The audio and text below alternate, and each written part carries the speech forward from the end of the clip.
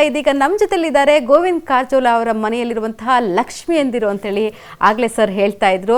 ಸೊಸೆಂದಿರೆಲ್ಲ ನನ್ನ ಮುದ್ದು ಮಕ್ಕಳು ತರನೇ ಅಂತ ಹೇಳ್ತಾ ಇದ್ರು. ಆ ಮುದ್ದಾದ ಸೊಸೆಂದಿರನ್ನ ಇದೀಗ ನಿಮಗೆ ಪರಿಚಯ ಮಾಡಿಸ್ತೀನಿ. ಅಮ್ಮ, ನಿಮ್ಮ ಮುದ್ದಾದ ಸೊಸೆಂದಿರನ್ನ ಇಂಟ್ರೊಡ್ಯೂಸ್ ಮಾಡ್ತೀರಾ ನಮ್ಮ ವೀಕ್ಷಕರಿಗೆ? ಇವಳು ದೊಡ್ಡ ಸೊಸಿ ನಿವೇದಿತಾ, ಶಿವಮೊಗ್ಗದವಳು. ಓಕೆ, ಏನು ಮಾಡ್ತಾರೆ ಸೊಸೆ? ಏನಿಲ್ಲ, ಎಲ್ಲ ಡಾಕ್ಟರ್ ಅದಾರ ಮನ್ಯಾಗ. ಎರಡನೇ ಸೊಸೆ ನಮಸ್ತೆ. ಅವಳು ಡಾಕ್ಟ್ರು ಅಶ್ವಿನಿ, ಅವಳು ಗುಲ್ಬರ್ಗಾದವಳು. ಅವ್ರು ಮೂರನೇದವರು ಸಿರದೇವಿ, ಹುಬ್ಳಿ.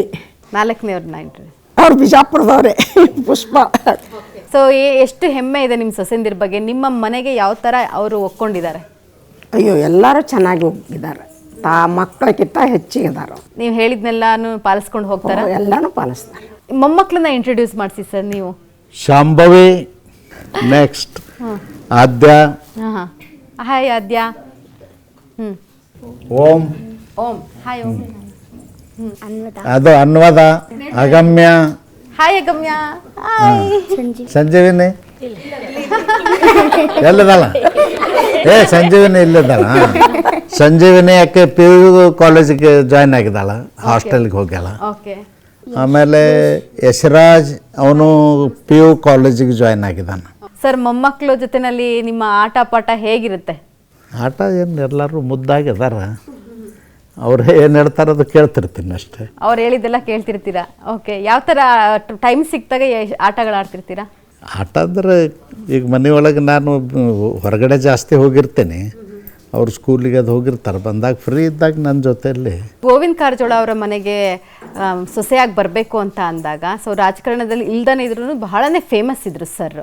ಸೊ ಯಾವೆಲ್ಲ ಒಂದು ಭಯ, ಆತಂಕ, ಖುಷಿ ಎಲ್ಲನೂ ಇತ್ತು? ಪ್ರಪೋಸಲ್ ಯಾರು ತೊಗೊಂಡು ಬಂದರು ಇಲ್ಲಿಂದ ನಿಮಗೆ?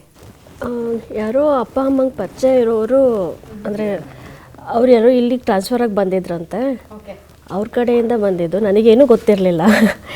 ನಾನು ಇನ್ನೂ ಓದ್ತಾ ಇದ್ದೆ ಅವಾಗ. BMS ಫೈನಲ್ ಇಯರ್ ಇತ್ತು ನಂದಿನ್ನು. ಸೊ ಯಜಮಾನ್ರು ಡಾಕ್ಟ್ರೇ ಅನ್ನೋ ಕಾರಣಕ್ಕೆ ನೀವು ಕೂಡ ಓಕೆ ಮಾಡಿದ್ರಾ? ನಮ್ಮ ಮನೇಲಿ ಒಪ್ಕೊಂಡಿದ್ದಷ್ಟೇ. ನನಗೆ ಆ ಥರ ಏನೂ ಸ್ಪೆಸಿಫಿಸಿಟಿ ಇರಲಿಲ್ಲ. ಇನ್ನೂ ಅದೇನೋ ಯೋಚನೆ ಇರಲಿಲ್ಲ. ಓದಿ ಮುಗಿಸೋದು ಒಂದೇ ಗುರಿ ಇತ್ತು ಅವಾಗ. ಸೊ ಈ ಮನೆಗೆ ಬಂದ ಮೇಲೆ ನೀವು ಅಮ್ಮನಿಂದ ನೋಡಿ ಕಲ್ತಂಥ ಅಡುಗೆ ಯಾವುದು? ಅಯ್ಯೋ, ತುಂಬ ಜಾಸ್ತಿ ಇದೆ. ಯಾಕಂದರೆ ನಮ್ಮ ಸೈಡಿಂದ ಅಡುಗೆ ಎಲ್ಲ ಡಿಫ್ರೆಂಟ್ ಆಗುತ್ತೆ, ಇಲ್ಲಿದ್ದು ಫುಲ್ ಡಿಫ್ರೆಂಟೇ ಇದೆ. ಅಮ್ಮನೇ ಕಲಿಸ್ಕೊಟ್ಟಿದ್ದಂತಂದರೆ ಫಸ್ಟ್ ನನಗೆ ಅವಲಕ್ಕಿ ಮಾಡೋದು. ಅದು ನಮ್ಮಲ್ಲೆಲ್ಲ ಸ್ವಲ್ಪ ಮಿಜ್ಜಿ ಆಗೋಗ್ಬಿಡುತ್ತೆ. ಇವ್ರು ಫುಲ್ ಬಿಡಿಯಾಗಿ ಮಾಡ್ತಾರೆ, ಅದು ಕಲಿಸ್ಕೊಟ್ಟಿದ್ದು. ಸೊ ಎಲ್ಲರದು ಒಂದು ಕಾಮನ್ ಇತ್ತು ಯಜಮಾನ್ರಲ್ಲಿ, ಯಾರಿಗೂ ಅಡುಗೆ ಮಾಡೋಕ್ಕೆ ಬರೋದಿಲ್ಲ ಅಂತ ಅಂದ್ಬಿಟ್ಟು. ಸೊ ಏನು ಹೇಳ್ತೀರಾ ಮೇಡಮ್? ಅವರು ಬೆಳಗ್ಗೆ ನಂಗೆ ಕಾಫಿ ಮಾಡಿಕೊಡ್ತಾರೆ ಅವರು. Wow, okay. ಹಾಂ, ಕಾಫಿ ಒಂದು ಮಾಡಿಕೊಡ್ತಾರೆ.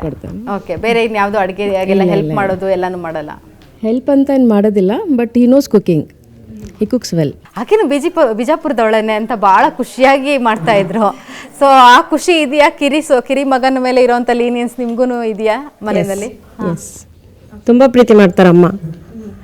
ಎಲ್ಲರಿಗೂ ತುಂಬ ಪ್ರೀತಿ ಮಾಡ್ತಾರೆ. ನಮಗೇನು ಡಿಫ್ರೆನ್ಸೇ ಅನಿಸಿಲ್ಲ. ಅಲ್ಲಿ ಮಮ್ಮಿ ಮನೆ ಇದು ಮನೆ ಏನೂ ಡಿಫ್ರೆನ್ಸ್ ಅನಿಸಿಲ್ಲ.